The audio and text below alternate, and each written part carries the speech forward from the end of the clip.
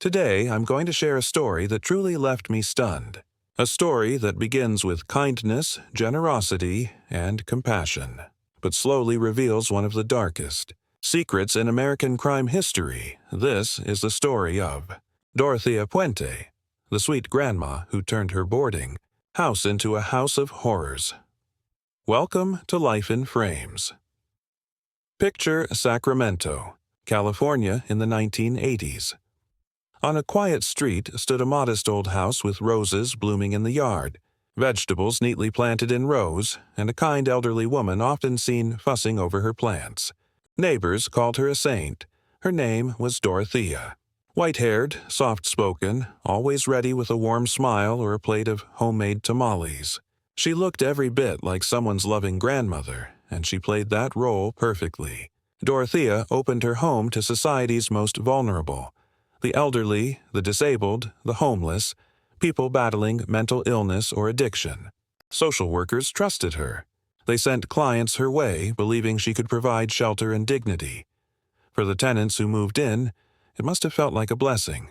A clean bed, warm meals, a caring landlady who promised to look after them. To outsiders, Dorothea Puente was doing God's work, but beneath that grandmotherly smile, a chilling truth was buried, quite literally, in her backyard. What nobody knew was that Dorothea's kindness was a carefully constructed mask. Her background tells a very different story. Born Dorothea Helen Gray in 1929, her childhood was marked by tragedy and instability. Both parents were alcoholics. Her father died of tuberculosis when she was just 8 years old, and her mother, a sex worker, died in a motorcycle accident shortly after losing custody of her children. Young Dorothea was sent to an orphanage where she suffered sexual abuse. By 16, she married her first husband and had 2 children, but abandoned both, sending one to relatives and placing the other for adoption. Her criminal career began early. In 1948, she was arrested for forging checks to buy women's accessories. This was just the beginning of a lifelong pattern of deception and crime. Over the years, Dorothea developed multiple aliases and identities: Thea Singoala Nea Arda, Sharon Johansson, presenting herself as everything from a Muslim woman of Egyptian-Israeli descent to a devout Christian. She married multiple times, with husbands mysteriously disappearing from her life. In 1960, she was arrested for running a brothel disguised as a bookkeeping firm. In 1961, doctors at DeWitt State Hospital diagnosed her as a pathological liar with an unstable personality. Yet, despite this troubled history, Dorothea managed to maintain her grandmotherly facade while secretly poisoning and murdering vulnerable tenants for their Social Security checks. By the 1980s, Dorothea had established her boarding house at 1426 F Street in Sacramento. She presented herself as a pillar of the community, even funding charities and scholarships while holding Alcoholics Anonymous meetings in her home. But tenants began disappearing under mysterious circumstances. There was Malcolm McKenzie, 74, who met Dorothea in a bar in 1982. After she slipped something into his drink, she robbed him of his valuable coin collection and jewelry, including his mother's diamond ring that she literally pulled from his finger while he was incapacitated. Then there was Ruth Monroe, 61, who visited Puente's home and suddenly died of a massive codeine overdose. Her death was originally ruled an undetermined overdose, but later reclassified as a homicide. Everson Gilmouth, a 77-year-old retiree from Oregon, began corresponding with Dorothea while she was in prison. When he picked her up upon release in September 1985, he vanished shortly after. Dorothea had a handyman build a special storage box that was later found containing Gilmouth's decomposing body near the Sacramento River. She mailed forged letters to Gilmouth's sister to make it seem he was still alive while cashing his benefit checks for months.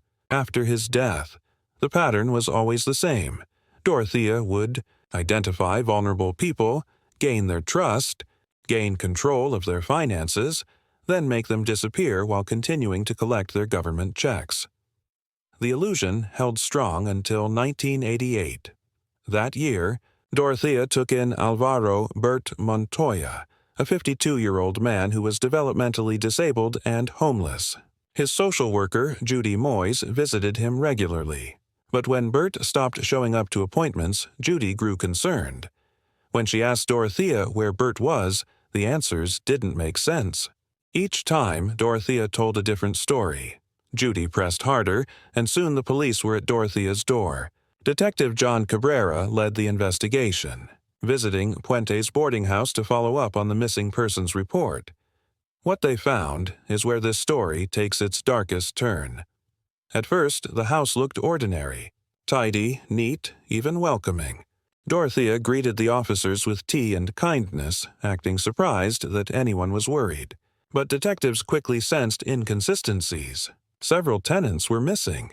Dorothea's stories kept changing, and the neighbors' complaints about the smell from the backyard now weighed heavily on their minds. Finally, they decided to dig. With Dorothea's permission, investigators brought shovels into the garden. The soil looked freshly turned in certain places. As they broke through the earth, they uncovered scraps of clothing. Then, human remains. It was a discovery that sent chills through the officers. They dug further. Another body. And another. The first body discovered was that of Betty Mae Palmer, 78, who had arrived at Puente's boarding house in 1986. Toxicology reports revealed haloperidol and flurazepam in her system, medications that had been prescribed to Palmer. Her head, hands, and lower legs were never found. Then they found Leona Carpenter, 78, who had given Puente power of attorney after suffering a flurazepam overdose. Carpenter's body showed evidence of codeine, diazepam, and flurazepam. Next was James Gallup, 62, who had moved in February 1987. His body contained amitriptyline, nortriptyline, phenytoin, and flurazepam. By the time the digging stopped, 7 bodies had been unearthed from Dorothea Puente's backyard. The total victim count would eventually reach 9. Through it all, Dorothea stood calmly watching. No tears, no panic, no attempt to explain. Just a grandmotherly figure quietly observing as her secret graveyard was uncovered. Strangely, even then, the police did not arrest her immediately. Perhaps it was her frail appearance, her calm demeanor, or their own disbelief that this little old lady could be a serial killer. They told her to stay nearby while the investigation continued. The very next morning, Dorothea vanished. She slipped away to Los Angeles, blending into the crowds. For 4 days, she evaded police, even trying to charm strangers in bars into trusting her. But her face was everywhere. Newspapers, television, wanted posters. Finally, her act failed. An elderly man in a Los Angeles bar recognized her from the news. He called the police, and Dorothea Puente's escape came to an end. Her trial in 1993 was long and dramatic, one of the most sensational in California history. Lasting 8 months, it was one of the costliest trials in the state's history at that time. The prosecution presented overwhelming evidence, including the gruesome discovery of human remains and testimony from the handyman who had built the box containing Everson Gilmouth's body. They revealed how Puente had systematically poisoned her victims with drug cocktails including codeine, flurazepam, and other sedatives before burying them in her yard. The defense argued that Puente was mentally ill, pointing to her difficult childhood and diagnosis as a pathological liar. They claimed her actions were driven by trauma and instability, but the jury saw through the excuses. After 24 days of deliberation, one of the longest deliberations in California history, they found Dorothea guilty of 3 murders, those of Betty Palmer, Leona Carpenter, and James Gallup. The jury hung on the other 6 counts, but she was suspected of killing at least 9 people. In 1993, she was sentenced to life in prison without the possibility of parole. Even after her conviction, Dorothea maintained her innocence. She died in prison on March 27, 2011, at age 82, still insisting she hadn't killed anyone. The case of Dorothea Puente exposes terrifying truths about trust, vulnerability, and evil hiding in plain sight. Her boarding house wasn't just a murder scene. It was a perfect hunting ground that allowed her to prey on those least likely to be missed. What's particularly chilling is how she exploited society's biases. Who would suspect a sweet-looking grandmother? Who would question her when she explained away the strange smells in her yard as fertilizer or dead animals?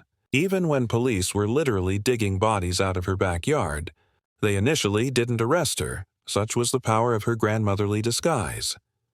Today, her house in Sacramento still stands as a dark tourist attraction. The current owners have leaned into its morbid history, sometimes even placing a mannequin dressed like Dorothea on the porch, a chilling reminder of the grandmother who buried her tenants in the very yard where she grew her roses. Dorothea. Puente's story reminds us that sometimes the most monstrous evil doesn't look like a monster at all. It looks like kindness. It looks like compassion. It looks like a grandmother offering. If this story sent chills down your spine, make sure you support our channel by hitting the like button, subscribing for more deep dive investigations, and clicking that bell icon so you never miss our weekly stories. We unravel the mysteries so you don't have to. Now, we're left with one haunting question. Why did she do it? Was it pure greed? A cold-blooded desire to cash those government checks? Was it a deep-seated psychological need for control over the most vulnerable? Or was it the twisted outcome of a traumatic life that taught her that people were merely objects to be used? The truth died with Dorothea, but her story remains a terrifying reminder that the most monstrous evils are often hidden behind the most ordinary faces. Stay curious, stay safe, and we'll see you in the next video.